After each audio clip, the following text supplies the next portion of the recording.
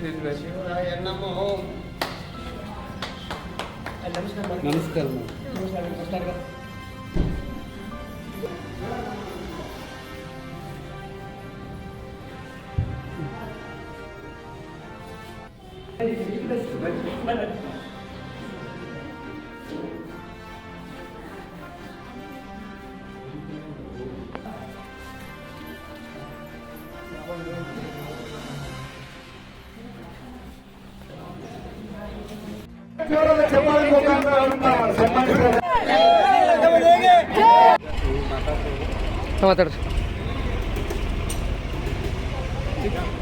ಚಿಕ್ಕನಂದಿ ಗ್ರಾಮದ ಒಂದು ಪ್ರತಿ ವರ್ಷದ ಪದ್ಧತಿಯಂತೆ ಈ ವರ್ಷವೂ ಕೂಡ ಶ್ರೀ ನಮ್ಮ ಗ್ರಾಮ ದೇವತೆಯಾದಂಥ ಶ್ರೀ ಲಕ್ಷ್ಮೀದೇವಿಯ ಜಾತ್ರೆಯು ಬಹಳ ವಿಜೃಂಭಣೆಯಿಂದ ಏರ್ಪಟ್ಟಿದೆ ಮತ್ತು ಈಗಾಗಲೇ ಎರಡನೇ ವರ್ಷ ಈ ವರ್ಷ ರಥೋತ್ಸವದ ಎರಡನೇ ವರ್ಷವೂ ಕೂಡ ಈ ವರ್ಷ ಎರಡನೇ ವರ್ಷ ಆಗಿದೆ.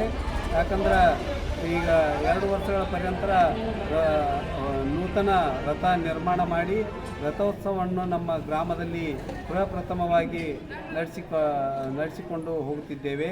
ನಮ್ಮ ಊರಲ್ಲಿ ಇಲ್ಲಿಯವರೆಗೆ ಯಾವ ರಥೋತ್ಸವವೂ ಕೂಡ ನಡೆಯುತ್ತಿರಲಿಲ್ಲ. ಈಗ ಲಕ್ಷ್ಮೀದೇವಿಯ ಒಂದು ಕೃಪೆಯಿಂದ ನಮ್ಮ ಊರಲ್ಲಿ ರಥೋತ್ಸವ ಜರುಗುತ್ತಲಿದೆ. ಈಗ ಸತತ 2ನೇ ವರ್ಷ ರಥೋತ್ಸವ ಬಹಳ ವಿಜೃಂಭಣೆಯಿಂದ ಸಾಗುತ್ತಾ ಬಂದಿದೆ ಮತ್ತು ನಮ್ಮ ಗ್ರಾಮಕ್ಕೆ ಈ ರಥೋತ್ಸವ ನಡೆಯುವುದರಿಂದ ಈ ಲಕ್ಷ್ಮೀದೇವಿಯ ಕೃಪೆ ನಮ್ಮ ಗ್ರಾಮಕ್ಕೆ ಆಗಿದೆ ಅಂತ ನನ್ನ ಭಾವನೆ. ಯಾಕಂತಂತಂದರೆ ಎಲ್ಲರೂ ಕೂಡ ಸುಖ ಸಂತೋಷ ಸೌಭಾಗ್ಯದಿಂದ ಇರುವಂಥ ಒಂದು ಸೌಭಾಗ್ಯ ನಮ್ಮ ಊರಿಗೆ ಒದಗಿ ಬಂದಿದೆ. ಯಾವುದೇ ನೀರಿನ ತೊಂದರೆ ಆಗಲಿ, ಯಾವ ಒಂದು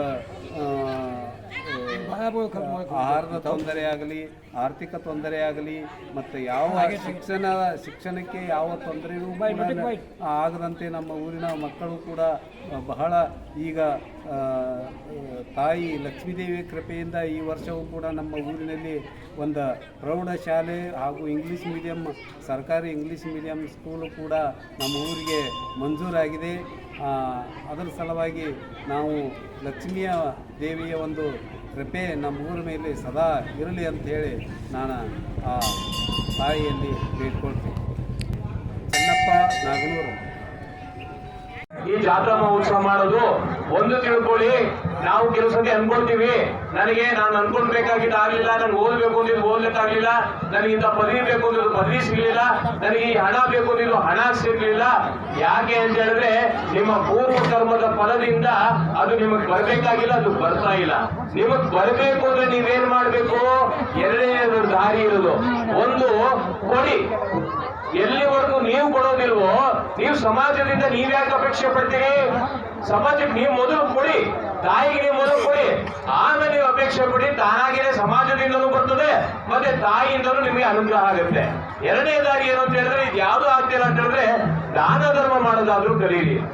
ದಾನ ಧರ್ಮದಿಂದ ಯಾಕೆ ಅಂದ್ರೆ ನಾವು ಇಲ್ಲಿ ಬಿಟ್ಟು ಹೋದಾಗ ಒಂದು ದೇವರದ್ದು ಒಂದು ಪಿಕ್ಚರ್ ಹಾಡು ಹೇಳುತ್ತೆ, ಹೆಂಡತಿ ಮಕ್ಕಳು ಬಂಧು ಬಳಗ ರಾಗಭೋಗಗಳ ವೈಭೋಗ ಕಾಲನು ಬಂದು ಬಾಯೆಂದಾಗ ಎಲ್ಲವೂ ಶೂನ್ಯ ಚಿತೆಯಿರುವಾಗ ಎಲ್ಲ ಶೂನ್ಯ ಎಲ್ಲವೂ ಶೂನ್ಯ ಉಳಿಯುವುದೊಂದೇ ದಾನ ಧರ್ಮ ತಂದ ಪುಣ್ಯ.